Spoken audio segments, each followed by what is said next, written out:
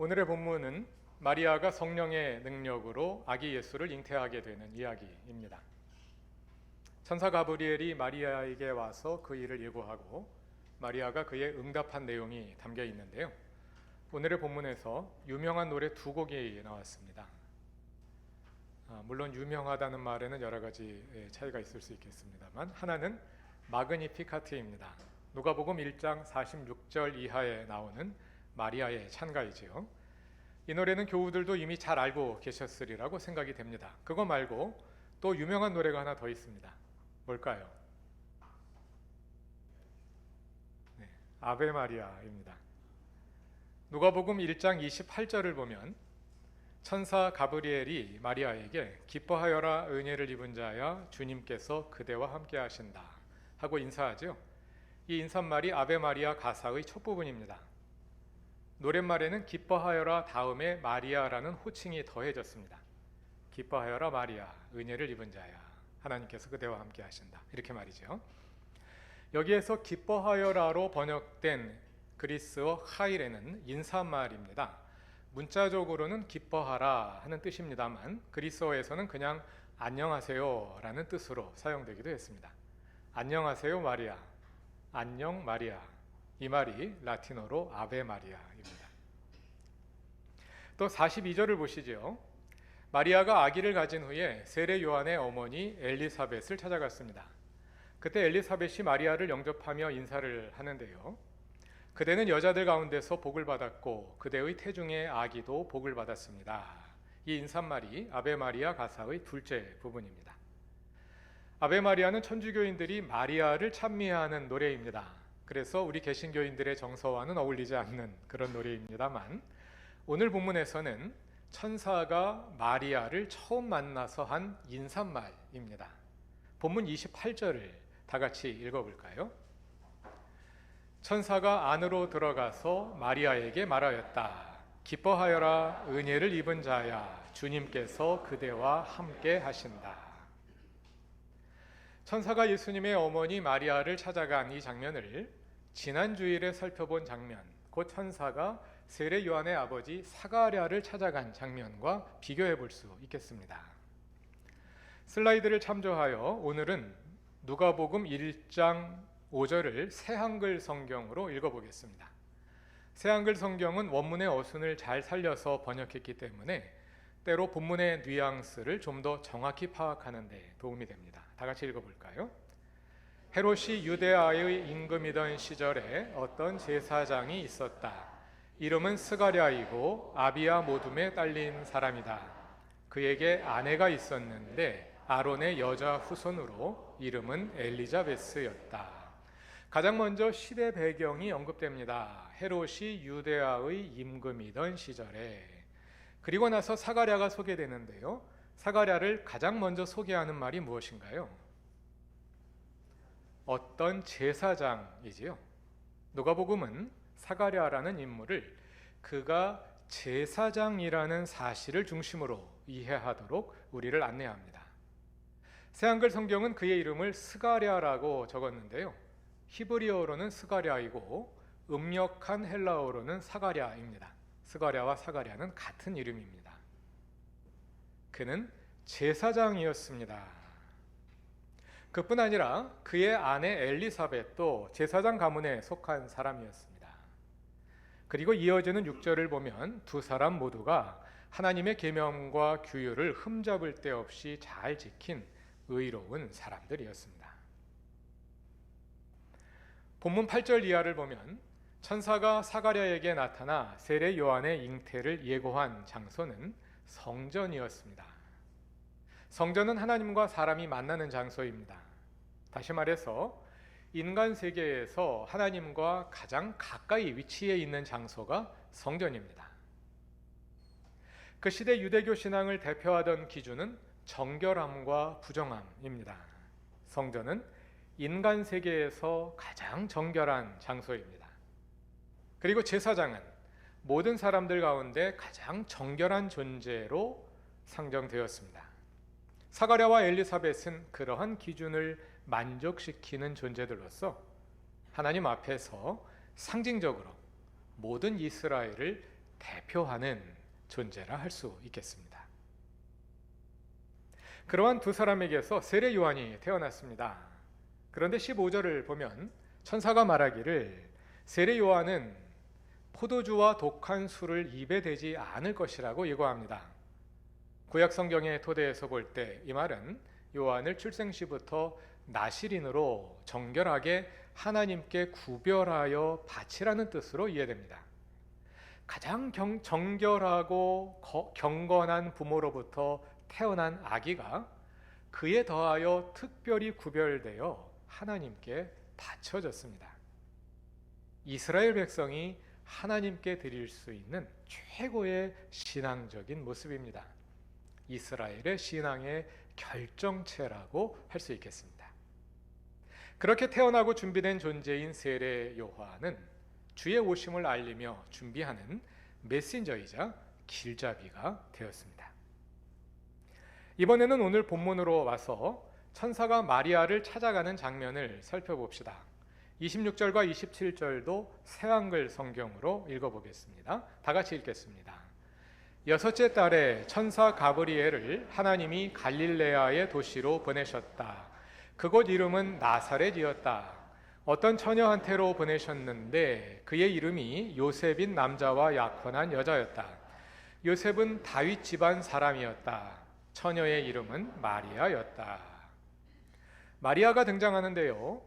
27절에서 마리아를 처음 소개하는 말은 무엇인가요? 어떤 처녀입니다. 스가랴의 경우와 달리 마리아의 출신 배경에 대한 소개가 전혀 없습니다.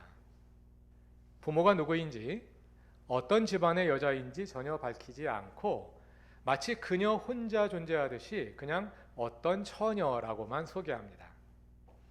그리고 바로 이어서 그녀가 요셉과 약혼한 사이였다고 말하는데요. 얼핏 보면 이것이 가정 배경에 대한 소개로 보일 수 있습니다만 여기에서 중요한 것은 요셉이 다윗 집안의 사람이라는 이야기를 하려고 하는 겁니다. 메시아는 다윗의 후손이니까요. 다시 말해서 본문에서 그녀가 요셉과 약혼한 사이였음을 밝히는 이유는 마리아의 사회적 배경을 보여주려고 하는 것이 아니라 그녀가 앞으로 잉태할 아기가 공식적으로는 다윗의 후손으로서 메시아가 될 존재임을 알리기 위함입니다.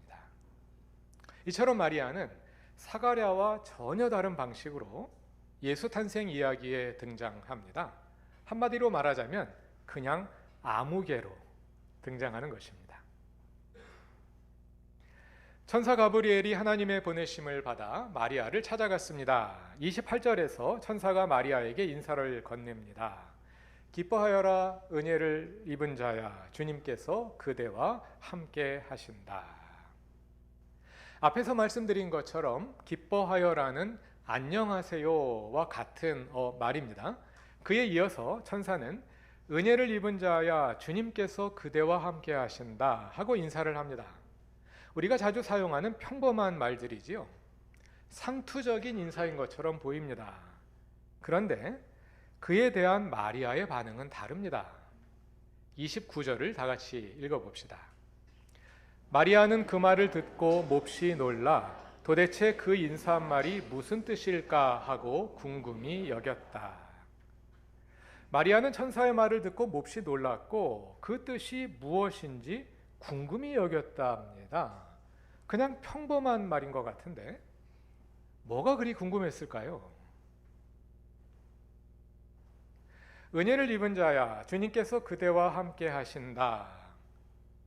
사람들은 대개 어떤 말이든지 그 말을 들을 때는 자신이 처한 맥락에서 듣습니다.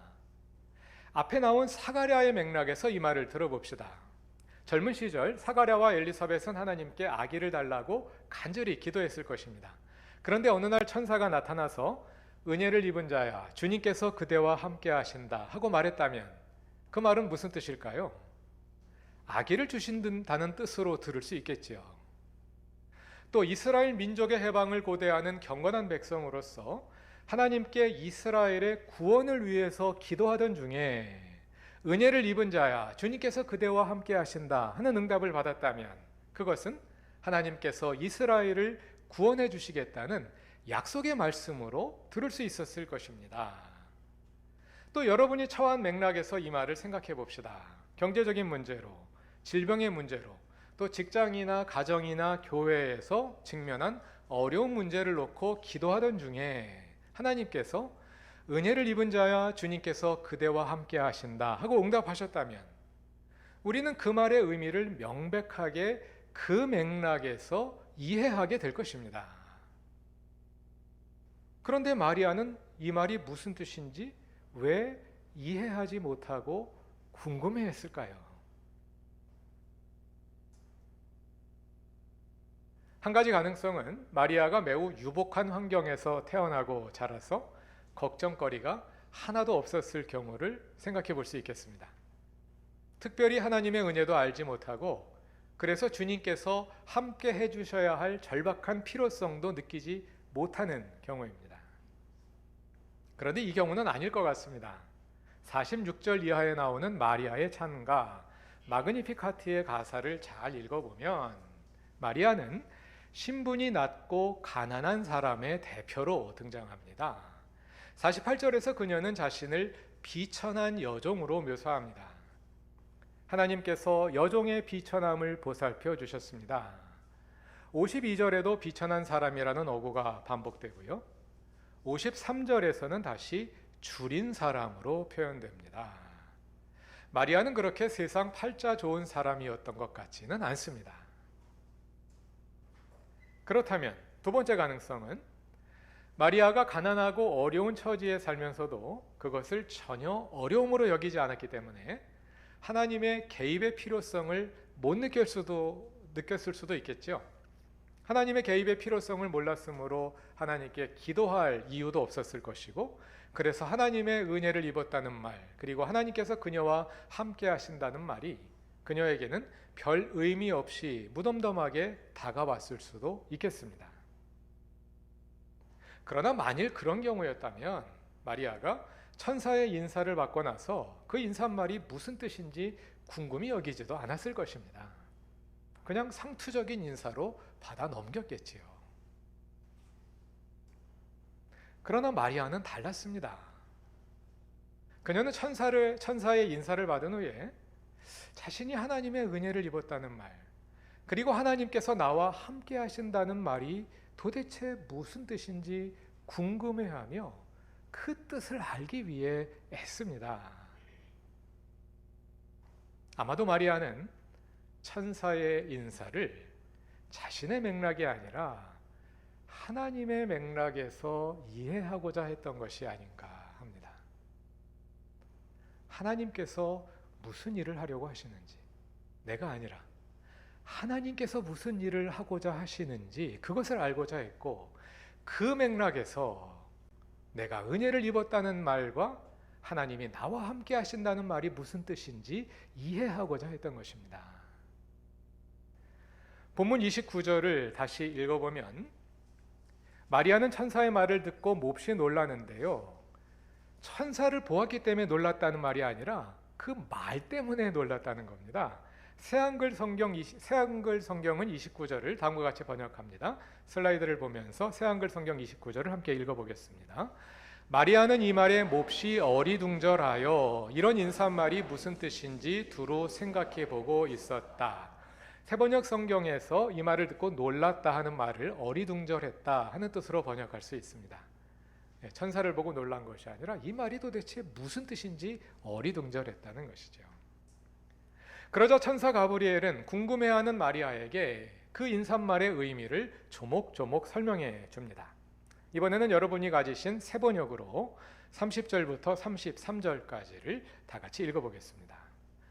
천사가 마리아에게 말하였다. 두려워하지 말아라 마리아야. 그대는 하나님의 은혜를 입었다. 보아라, 그대가 잉태하여 아들을 낳을 터이니 그의 이름을 예수라고 하여라. 그는 위대하게 되고 더없이 높으신 분의 아들이라고 불릴 것이다. 주 하나님께서 그에게 그의 조상 다윗의 왕위를 주실 것이다. 그는 영원히 야곱의 집을 다스리고 그의 나라는 무궁할 것이다. 마리아가 은혜를 입었고 하나님께서 그녀와 함께 하신다는 말은 그녀가 잉태하여 메시아가 될 아기를 낳을 것이라는 뜻이었습니다. 마리아가 은혜를 입은 것은 단지 그녀 자신만을 위한 것이 아니라 온 인류를 위한 은혜의 매개가 되기 위함입니다. 마리아는 비로소 천사의 인사말을 이해할 수 있었습니다. 그런데 아직 한 가지 더 궁금한 것이 있었습니다. 34절에서 마리아가 다시 묻습니다. 나는 남자를 알지 못하는데 어떻게 이런 일이 있겠습니까? 이 질문이 무슨 뜻일까요? 우리는 대개 이 말을 처녀가 어떻게 아기를 가질 수 있느냐는 생물학적인 질문으로 이해합니다. 물론 그런 뜻도 있습니다. 그러나 단순히 그런 뜻만은 아닙니다.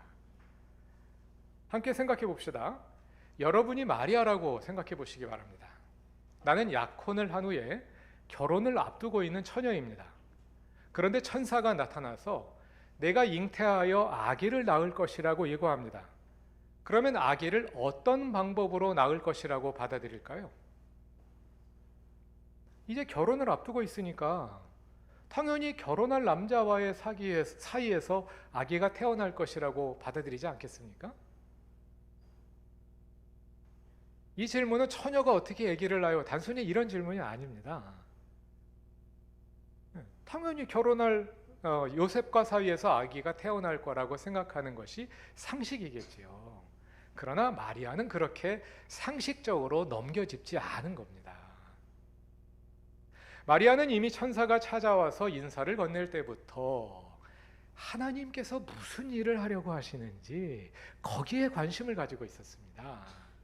이제 그것이 무슨 일인지 알게 되었습니다. 그 다음 마리아의 관심은 하나님께서 그 일을 어떤 방식으로 이루시려는지로 옮겨갑니다. 여기서 어떻게라는 말을 잘 이해해야 합니다. 어떻게 이런 일이 있겠습니까? 이 말을 어떻게 그런 일이 있어요? 어떻게 처녀가 아기를 낳아요? 하며 의심하는 말이 아닙니다. 그 일이 어떤 방법으로 일어나겠습니까? 그 일의 방법이 무엇인지를 묻는 것입니다. 하나님은 그분의 일을 그분의 방식으로 이루실 것입니다. 우리는 하나님의 은혜를 입은 자로서 적절한 은혜의 통로가 되기 위해 하나님께서 일하시는 방법을 이해하고 그 방법에 열려 있어야 합니다. 마리아는 그 방법이 궁금했습니다. 하나님의 방식은 무엇일까요? 예수님의 탄생 이야기가 마태복음에도 나오는데요. 마태복음의 탄생 이야기는 분위기가 전혀 다릅니다. 누가복음에서는 천사가 마리아를 찾아간 이야기를 담고 있는데요. 마태복음에는 천사가 요셉을 찾아간 이야기를 담고 있습니다. 서로 다른 사건을 보도하고 있어요. 마태복음의 관심의 초점은 약혼녀가 결혼 전에 아기를 가지게 된 스캔들이 될 수 있는 사건에 대해서 요셉이 어떻게 대응하는지 거기에 맞추어져 있습니다. 의로운 사람인 요셉은 율법에 따라 조용히 파혼하려 했습니다. 그러나 천사가 나타나서 마리아가 성령으로 잉태했음을 알렸고 그에 따라서 요셉이 마리아를 받아들이게 되지요. 누가복음의 분위기는 그것과 전혀 다릅니다. 누가복음은 이 일을 처녀가 아기를 가졌다는 추문이 될 수 있는 그런 성격의 사건으로 다루지 않습니다. 그것은 누가복음에서 전혀 문제거리가 아닙니다. 천사를 만난 후에 마리아가 어떻게 행동하는지를 보면 그것을 잘 알 수 있는데요.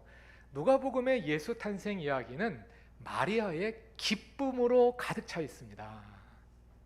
처녀가 아기를 가졌다는 당혹스러움, 부끄러움 그런 거 전혀 없습니다. 그것은 누가복음의 관심사가 아닙니다. 마리아의 기쁨으로 가득 차 있습니다. 왜냐하면 이것은 마리아가 하나님의 은혜를 입고 은혜의 통로가 된 복된 사건이기 때문입니다. 우리는 마리아의 이런 모습을 통해 본문 27절이 마리아를 그녀의 모든 사회적 배경으로부터 분리해낸 채 그냥 한 처녀로 소개하고 있는 의미가 무엇인지 짐작할 수 있겠습니다. 오늘의 본문은 아기의 잉태에 관련된 이야기이기 때문에 우리는 이 처녀라는 말을 단지 성적인 함의로 남자와 성관계를 하지 않은 여자로만, 그런 의미로만 이해하기 쉽습니다. 그러나 지금까지 함께 살펴본 것처럼 여기에는 그 이상의 의미가 있는 것 같습니다. 예수님의 탄생 이야기에서 처녀란 단순히 동정녀를 뛰어넘어서 아무런 인위적인 노력이나 사람의 업적이 더해지지 않은 하나님이 창조하신 그대로의 존재, 그러한 존재를 상징합니다. 그 모든 요소들이 더하여서 마리아가 입은 은혜, 이 은혜를 부각하여 보여줍니다. 하나님은 마리아를 모든 사회적 배경과 처지를 뛰어넘어서 한 처녀로 대하셨습니다.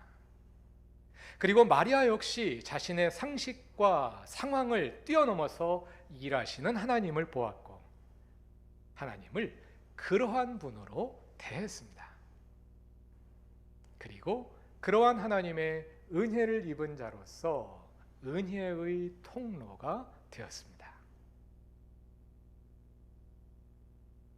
하나님은 사가랴와 엘리사벳처럼 제사장 가문에서 태어나 율법을 잘 지키며 살았던 경건한 사람들, 그 사회의 엘리트였던 사람들에게도 은혜를 베푸셨고 그들의 기도를 통해 이스라엘 백성의 기도에 응답하심으로 그들을 은혜의 매개로 삼으셨습니다. 그러나 하나님은 그런 배경과 관계없이 그냥 아무개에 불과한 마리아에게 더 큰 은혜를 베푸셨습니다. 본문 18절 이하를 보면 천사의 방문을 받은 후에 사가랴가 보인 반응이 나오는데요. 그는 상식을 벗어난 하나님의 일하심을 온전히 알아채지 못합니다. 그래서 내가 그것을 어떻게 알겠습니까? 그것을 내가 알 수 있도록, 확신할 수 있도록 표징을 보여달라는 뜻이지요. 그렇게 반응합니다. 사가랴는 불신으로 인해 잠시 은혜에서 벗어나는 듯한 모습을 보입니다. 그러나 마리아는 그와 달랐습니다. 마리아는 하나님의 은혜를 온전히 인식했고 그 은혜에 온전한 신뢰로 응답했습니다. 그리하여 우리의 기대를 뛰어넘어 우리가 상상할 수 없는 방식으로 일하시는 하나님의 온 인류를 위한 은혜의 매개가 되었습니다. 우리는 하나님의 은혜를 입은 사람들입니다. 우리가 우리 자신을 은혜를 입은 자로 분명히 인식하고 그 은혜에 응답할 때 우리가 누구이든 어떤 배경을 가지고 있든 어떤 상황이든 어떤 순간이든 하나님의 은혜의 매개가 될 수 있습니다. 그러기 위해서 우리는 내가 원하는 일에만 몰두하기보다 주님이 원하시는 일이 무엇인지 물을 수 있어야 합니다. 그리고 주님께서 나의 방식을 뛰어넘어 어떻게 일하시는지 주님의 일하시는 방식에 우리의 눈과 마음이 열려 있어야 합니다. 그리할 때 하나님께서 마리아를 은혜의 매개로 사용하셨던 것처럼 그분이 이루시는 새로운 일을 위해 우리도 은혜의 통로로 사용하실 것입니다. 다 같이 기도드리겠습니다. 은혜의 하나님, 주님의 비천한 종에 불과한 우리에게 은혜를 베푸시고 또 우리를 은혜의 통로로 사용하심을 감사합니다. 내가 원하는 것을 이루기 위해 애쓸 뿐 아니라 주님께서 나를 통해 이루고자 하시는 일이 무엇인지 알기에 힘쓰게 하시고 우리가 주님께서 일하시는 방식에 열려 있게 하소서. 그리하여 우리가 주님의 뜻대로 은혜의 매개로 사용되게 하소서. 예수님의 이름으로 기도드립니다. 아멘.